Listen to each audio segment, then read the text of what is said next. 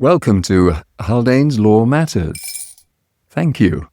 My guest today is Dr. Brian Wong, and he's an assistant professor of philosophy at the University of Hong Kong. He specializes in geopolitics, political and moral philosophy, and is a Rhodes Scholar and holds a D.Phil in politics from Oxford and many other things. And like one or two of my guests recently, if I give you the full introduction, we shall be here at dinner time. So forgive me if I don't, but welcome. Thank you very much, Jonathan. Thanks for having me. It's very nice to have you. And I was thinking, actually, it couldn't be at a better time to have somebody that specializes in geopolitics as a guest. I mean, we live in interesting times. We certainly do. But then again, I say geopolitics is really a craft that I think, regardless of what you're trained in terms of your professional discipline, you ought to take interest in. And you can cultivate a degree of expertise in, provided that you think what I call more horizontally and also diagonally, as opposed to merely vertically. I'm either horizontally or vertically. I'm not sure. I'm trying to get Yes, I've been told I'm vertically challenged, but that's a joke. But I'm certainly not horizontally or diagonally challenged. So there we go. Can I introduce the idea that we're very lucky to have you, because the other day you were in one of my favorite cities, that's Shanghai. I think you were giving a talk or part of a panel, or... I was delivering the opening commencement address at the Shanghai International Debate Open this year. And I was also there doing some visits, basically, of some culturally significant sites, trying to wrap my head around a sort of very turbulent period of history. That is the first half of the 20th century in China. And many of these sites were instrumental in the Republican period and also the warlord era, and of course subsequently with the Japanese invasion and the fall of Shanghai, so to speak. So all in all, it's a fascinating region and part of Shanghai to be in, Wukang Road. Yep. And that's situated sort of right next to Huashan Luo, and also a long sort of raft of very culturally significant sites in central Shanghai, downtown Shanghai.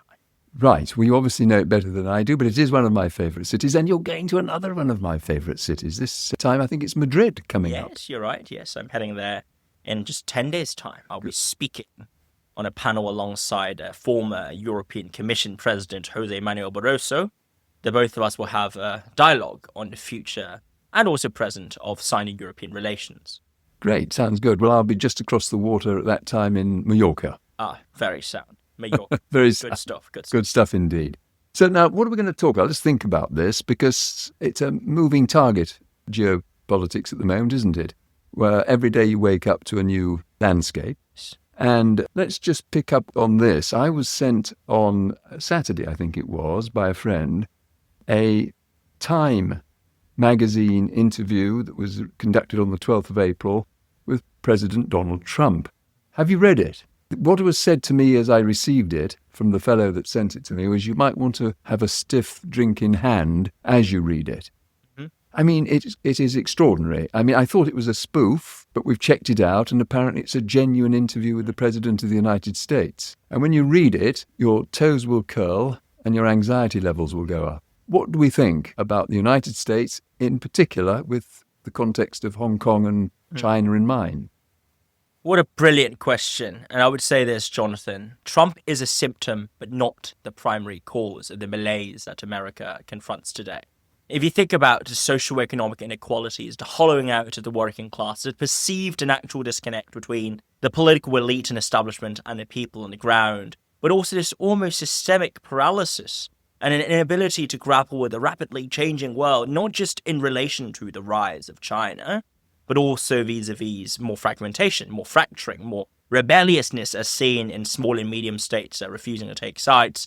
America today is both at once super confident, almost hubristic, right? Almost condescendingly, I would say, supercilious vis-a-vis the potential contenders and challenges coming from not just China, but also, of course, the European Union to a less obvious extent. Even the European Union has long viewed itself as dependent upon the US, not anymore, or certainly not. That perception is no longer the case after that wake-up call that Vance very rudely delivered at the Munich Security Conference. And then, of course, is Russia, which has just invaded and is likely to get away with its invasion of an independent sovereign state in Ukraine, right? And the denouement of this conflict, which I don't predict as likely to take place over the next 3 to 6 months, but will eventually come before the end of this year, is very likely to deliver an outcome that's going to shock, us even more. So all in all, on one hand, America is super confident, it's super hubristic, right? And by America, I mean really the current sort of political elite calling the shots, that toppling and have already toppled parts of the old guard and are installing themselves in a place. But on the other hand, whether it be the Trump MAGA movement or the more conventional sort of neocon hawks that have been sidelined to some extent by the newfound consensus in Washington, and even the Democrats, many amongst whom the more pro-interventionist Democrats, so to speak, there's also a deeply rooted sense of fear. Fear of a future where America can no longer unilaterally dictate the terms and references of the world.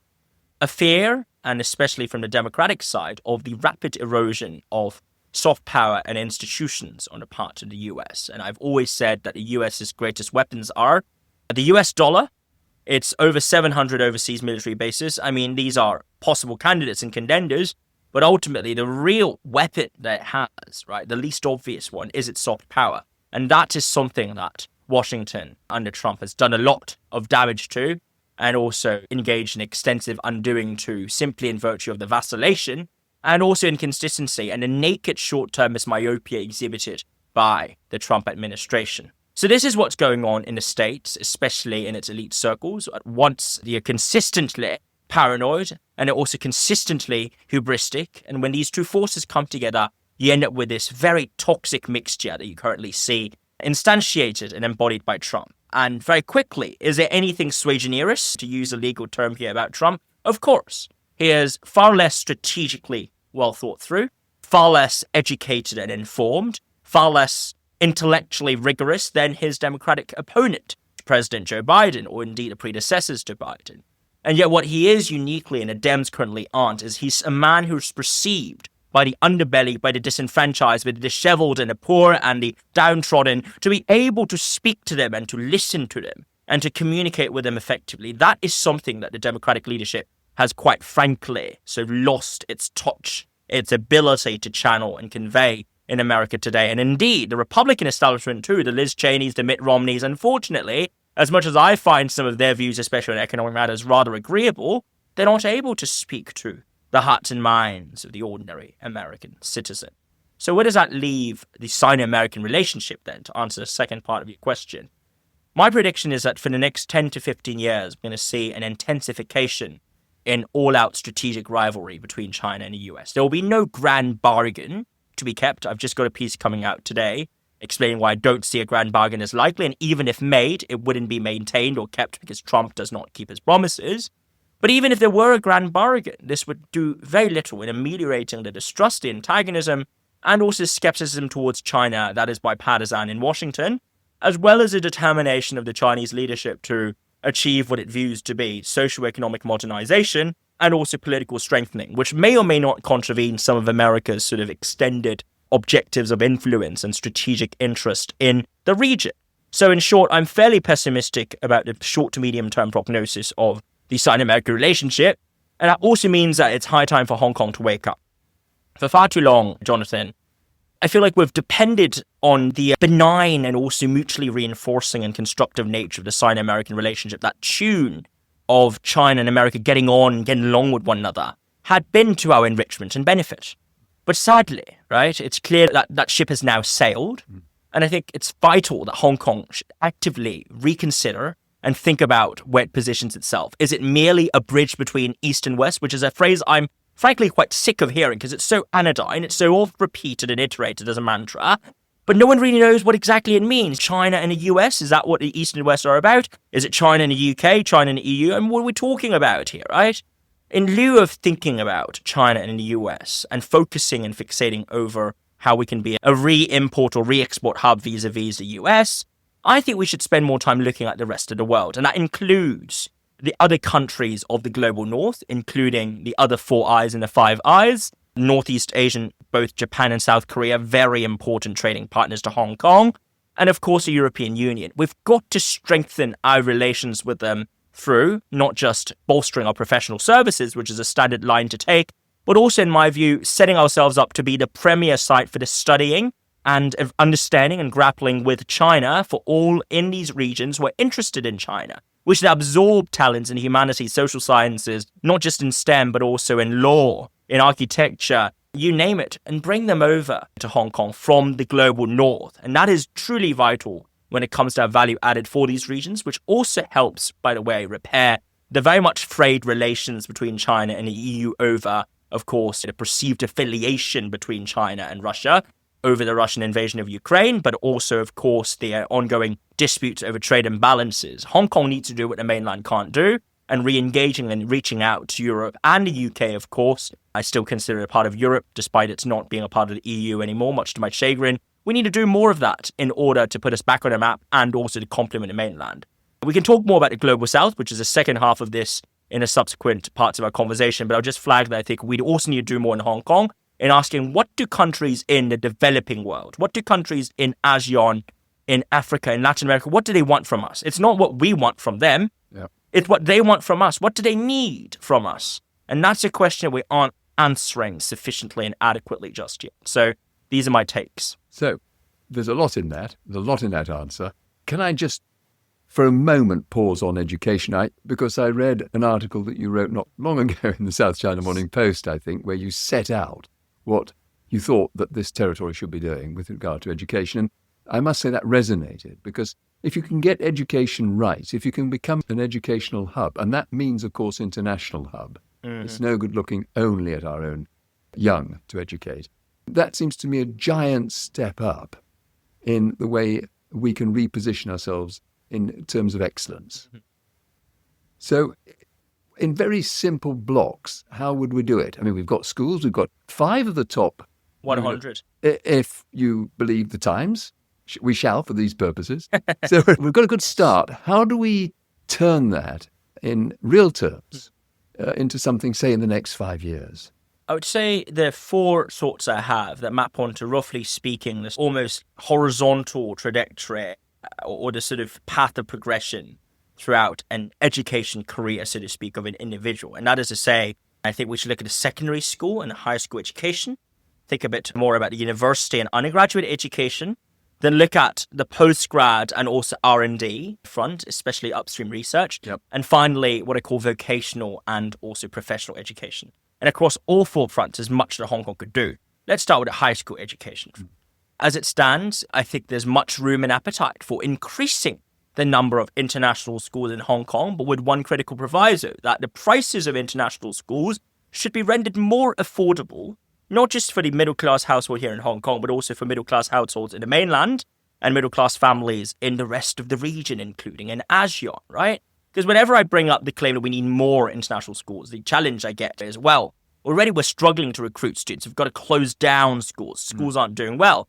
But then the question there, of course, is what's causing that? Is it in virtue of the lack of demand, or is it instead the sort of pricing question and the extent to which there exist sufficient subsidies to cover and also allow for the running of high-quality international school education at lower admission fees, as opposed to the fees that you see right now with incredibly high debentures and also barriers to entry? The government should subsidize, the likes of, say, ESF, but also encourage new tenders who are willing to come in and set up offshore campuses, or rather overseas campuses. Harrow's already got a campus here. Why not a few others along the way that I can think of? And I'm certain that there'd be interest as well. So that's phase number 1 and stage number 1. And can I just interrupt to ask you Absolutely. this?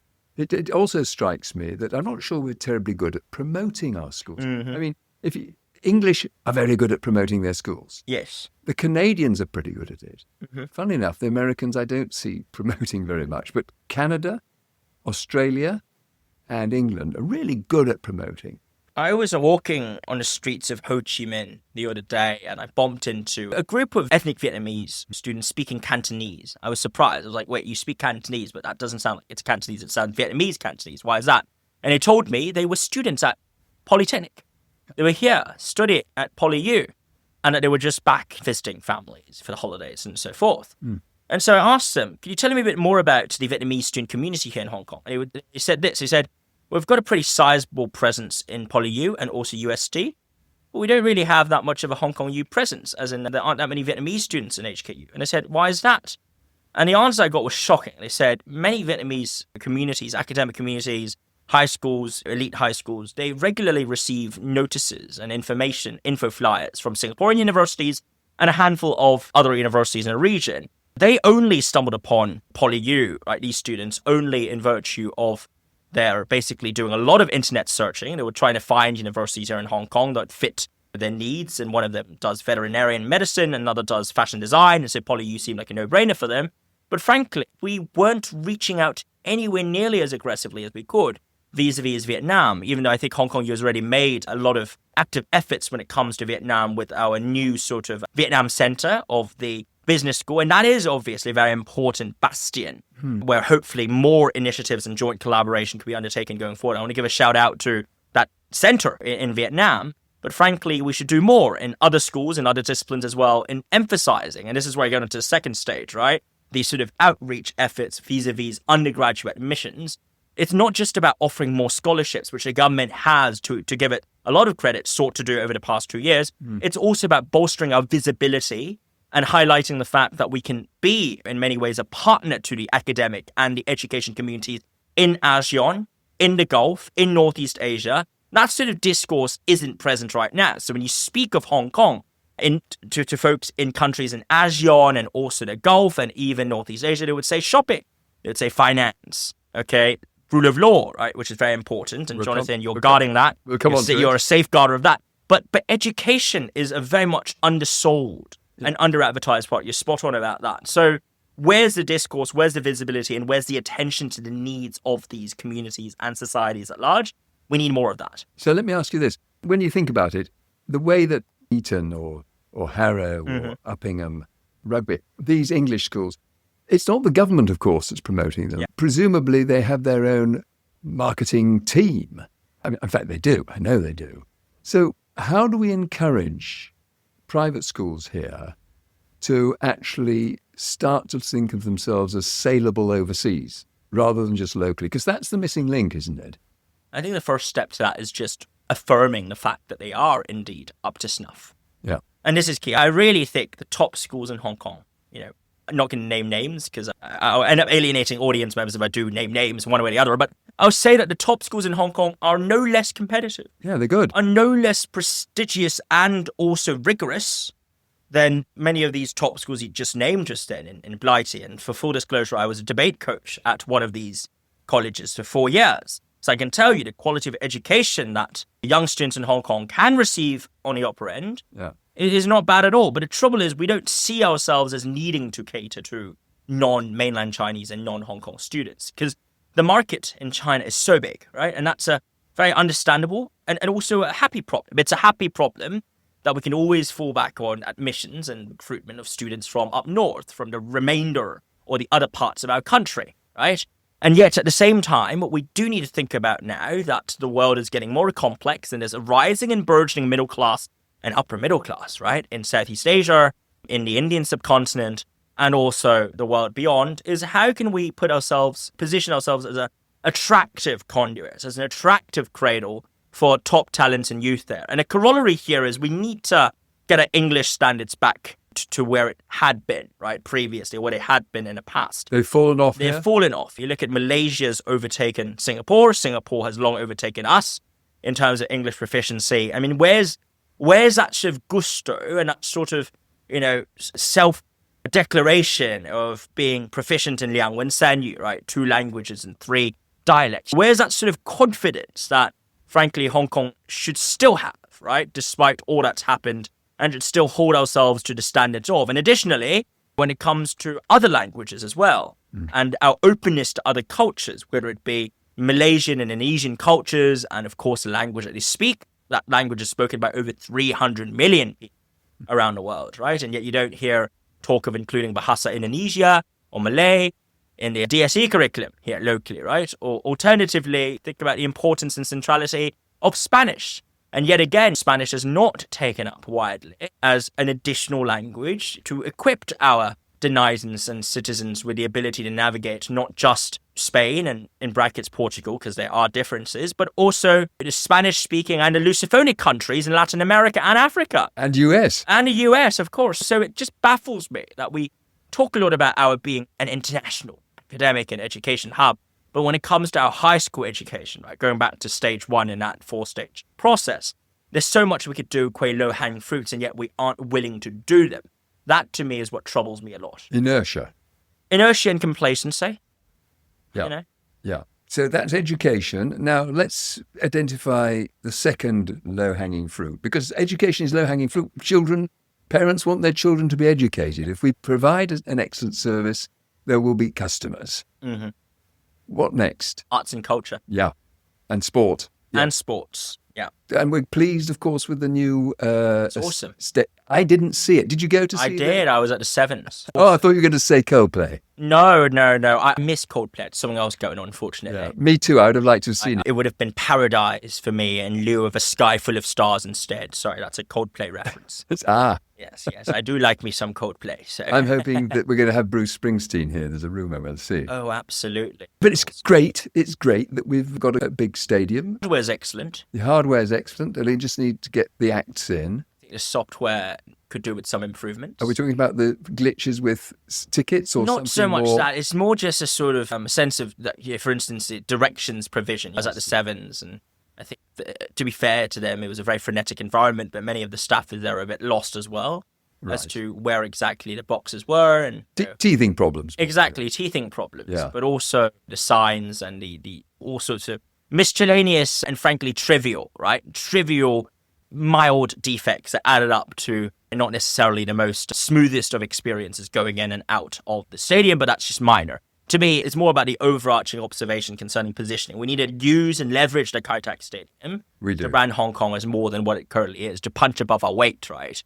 For all the talk of Singapore being able to monopolize Lady Gaga's shows in Asia, I mean, we can do not something similar, because I don't believe in a zero-sum competition, but we can certainly work with Thailand, work with Vietnam, work with all these other countries in the region and bid together for a star's visit. In lieu of having an exclusive performance by this said star here in Hong Kong, we can say, well, why don't we organize and spearhead a regional coordinative effort in bringing X, Y, and Z, right? Maybe Madonna, if she's still in vogue, or Adele, as I love Adele, or Ed Sheeran, and bring them through to Asia and make it a bridge between the rest of Asia and these artists, right? And make it worth their while to be here. Exactly.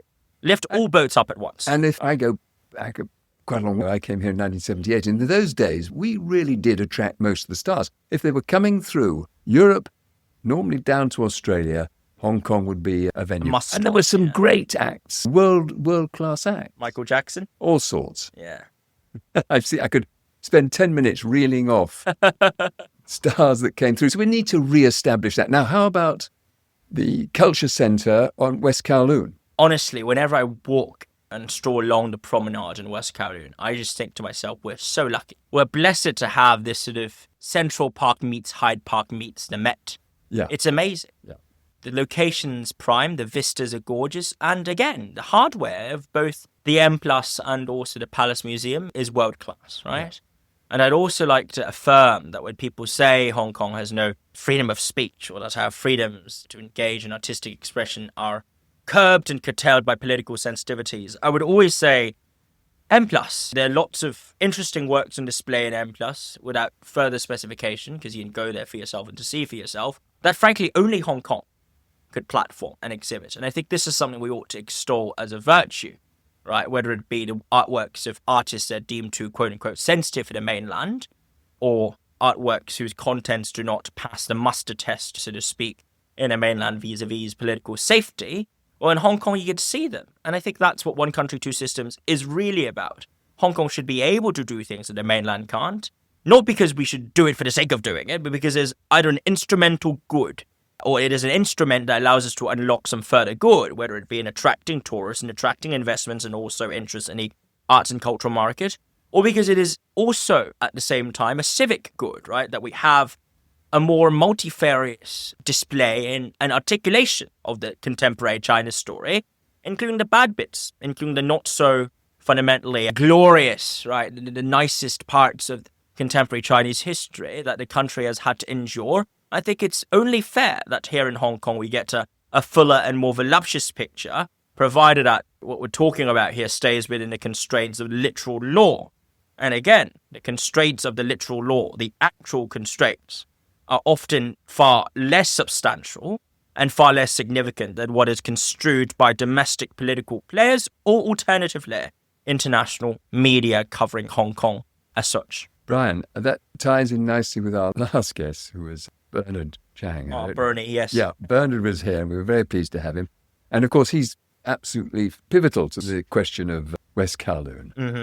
And he was suggesting that what is happening here is that the local government is forever holding their breath and trying to double guess what Beijing wants. Now, you sound as if you're agreeing very much with that in your analysis of the arts here. Don't be timid. Show what we want to show as long as it's within the law. Don't think it's going to offend Beijing. Beijing want us to be different. They want us to be special. They're not playing games with us. We are genuinely a different part of the country with a different system. Does that fit in with your belief system? I've spent over a decade studying and watching Chinese politics and Chinese history from up close. And if I may, throughout this experience, I've come up with 3 observations that would help me indirectly answer your question, and I'll give you the direct answer after.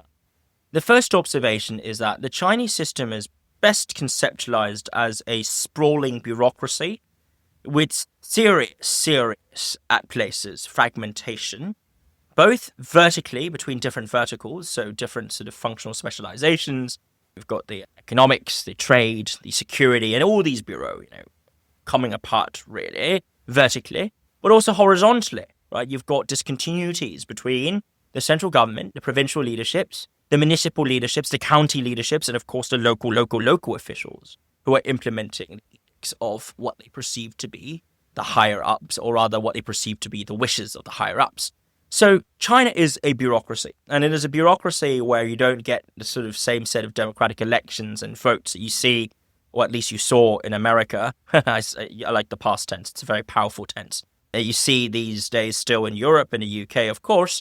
But it's fair to say that this system has by and large worked in accomplishing and delivering a significant range of socioeconomic objectives, but it's also struggled as a result of how unwieldy at times, how portentous and how ossified and thus calcified the system could become. It is not a perfect system, but this is the first observation about how the Chinese state operates. As a corollary of this is a second point. There's a dearth of informational access and also what I call extensive, cross-tier, cross-layer understanding within the system. So if you spoke with someone who's rather junior, right, a Zheng Tuji, who's actually, in the grand scheme of things, already quite senior in the party, but still junior in government, and you asked him, what is the leadership thinking? Well, he would say, well, I look at the documents, I look at the party readouts, I also engage in study sessions, I go online to look for information, I talk to my peers, my counterparts, I speak with my boss, I speak with my subordinates, and here's my picture. Here's my attempt to understand what's going on.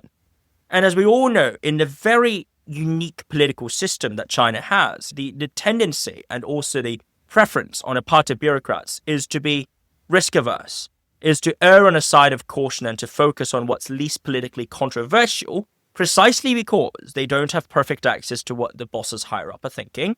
And similarly, on the other end, right, whilst many in the senior leadership would have a pretty substantial and reasonable understanding of what's going on in the broadest of terms, they too struggle with accessing the details on the ground. And as such, the decisions they make are often quite high level. Okay, it's like a 30,000 feet view. So when you put together a 30,000 feet view generated prescription, like yes, do it, or why not, or okay, a tick across a circle, and you combine that with folks on the front lines trying to speculate, trying to work out what is it that we can do that doesn't get us cancelled? What can we do to get ourselves promoted? Remember, this is like a corporation, right? In some sense, they are seeking to rise to the ranks, not through the kind of violent gung-ho and ad hoc sort of repression that's often attributed as stereotype to the Chinese system, but instead they're trying to rise up by ticking all these boxes of a KPI, which may or may not include economic growth amongst a whole roster of other things. Then you're going to end up with a picture where there's a lot of confusion. There's a lot of potential misalignment. And such misalignment cannot be blamed or faulted on any particular actor, but it's a structural phenomenon. And now I'm going to throw in the final observation. I don't think we here in Hong Kong, and this applies to everyone, okay? It's not just about the political elite. It's also an economic elite, the old guard, the legal elite, the professional service elite. We don't understand our country, China, nearly as enough as we could. So we don't think about what the leadership wants, right? What we instead look at is, okay, this is my task, this is my job, this is my KPI, I'm going to tick the boxes. I'm going to ensure that I meet the demands. I'm going to ensure that I can minimize unnecessary risk that could impede my prospective career advancements. And that is also why I want to just end my answer on this particular point on a comment that I think there are lots of very good people in Hong Kong government today. There are lots of well-intentioned, serious, technocratically competent individuals in the government today. Okay, and I will stand by that comment. But that does not therefore mean that the system as a whole here in Hong Kong is able to adapt to the changing geopolitical realities and the storms that await us in the open seas. Nor does it mean that the bureaucracy is thus able to connect with the demands and also the needs and concerns of the ordinary and average Hong Konger, right? I'm not saying there's an inevitable disconnect. What I'm saying here, though, is that we are not necessarily seeing the kind of communication and also take into consideration as well as channeling into action of the inputs and voices of people on the ground as we ideally should. And any sound government system, whether it be democratic or non-democratic, and I study authoritarianism, mind you, as a part of my specialization, right, area of specialization, any sound government system, democratic or non-democratic, must be responsive to its people's interests. That is the bottom line. And whichever system and whichever set of mechanisms allows for the government in succeeding in so doing, that's a good system.